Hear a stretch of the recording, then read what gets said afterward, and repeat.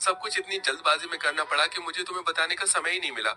चलो कोई बात नहीं, शादी मैंने ऐसे ही कर ली, लेकिन मैं रिसेप्शन पार्टी बहुत अच्छे से करूंगा। उसमें तुम अपने सारे अरमान निकाल लेना मेरी प्यारी बहना। हाँ हाँ, क्यों नहीं। आखिर मेरी भाभी आई है, इकलौते भाई की इकलौती भाभी।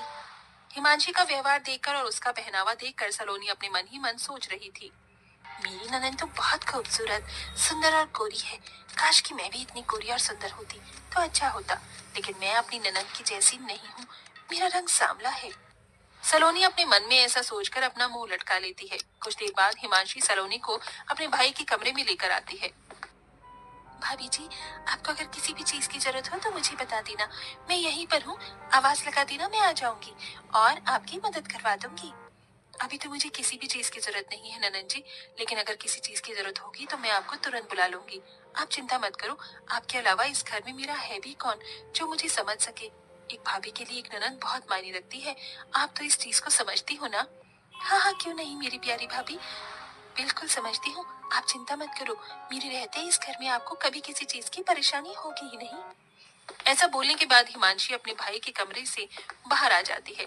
थोड़ी ही देर बाद हिमांशी अपने कमरे में जाती है और एक नया सा सूट पहनकर अपनी भाभी के कमरे में आती है।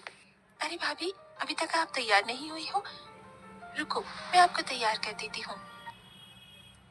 हिमांशी अपनी भाभी सलोनी को तैयार करने लगती है। तभी सलोनी देखती है कि हिमांशी ने बहुत सुंदर और प्यारा सूट पहना होता है।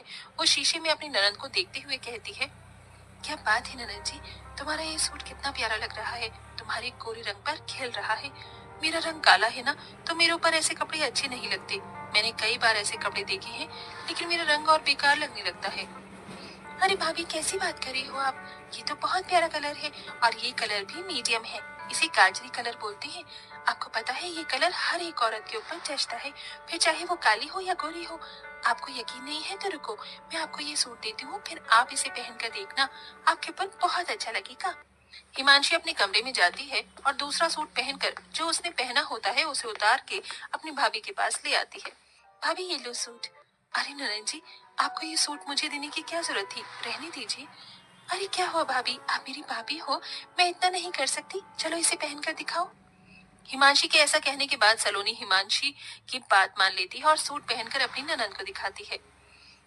देखो ननन जी, कैसा लग रहा है। पहले तो मुझे लग रहा था कि मेरे रंग के ऊपर ये अच्छा नहीं लगेगा, लेकिन मेरे सामने रंग के ऊपर ये मुझे बहुत अच्छा लग रहा है। हाँ हाँ, क्यों नहीं भाभी, आपके ऊपर ये रंग बहुत अच्छा लग रहा है। कलर कुछ नहीं होता भाभी, पहनने का तरीका होना चाहिए। आपके ऊपर ये सच में बहुत अच्छा लग रहा है। आज से आप इसे अपने पास ही रख लो।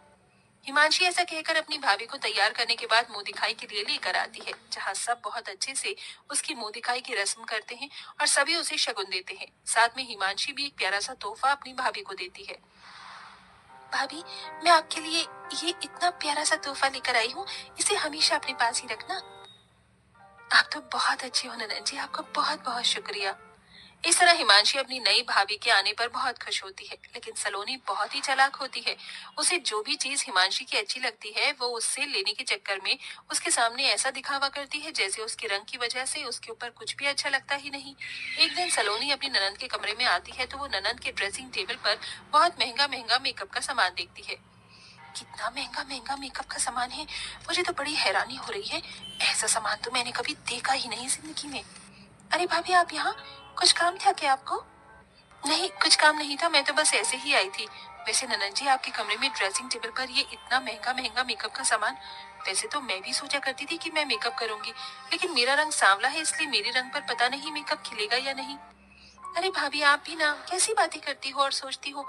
ऐसा कुछ नहीं होता, मेकअप हर चेहरे पर अच्छा लगता है। देखो, मैं आपको करके दिखाती हूँ। हिमांशी अपनी भाभी सलोनी के चेहरे पर थोड़ा सा मेकअप करती है तो सलोनी को अच्छा लगता है। तभी सलोनी कहने लगती है, ननन जी, बहुत बढ़िया मेकअप है आपके पास, काश कि मेरे पास भी होता। होने की क्या बात है भाभी जी, ये है ना, आप इसे रख लो, मैं अपने लिए और मंगा लूंगी। आपके पास रहे या मेरे पास रहे, कौन सी बड़ी बात है। सलोनी ये सुनते ही खुश हो जाती है। मेरी ननन बहुत अच्छी है। आप सच में बहुत अच्छी हो ननन जी। भगवान ऐसी ननन हर किसी भाभी को दे। ऐसा कहने के बाद सलोनी अपने कमरे में सारा मेकअप का सामान उठाकर ले आती है और उसे अपनी ड्रेसिंग टेबल पर लगाने लगती है। ननद के सारे सामान पर मेरा ही अधिकार है, मैं उनके पास कुछ नहीं छोड़ूंगी, सब ले लूंगी।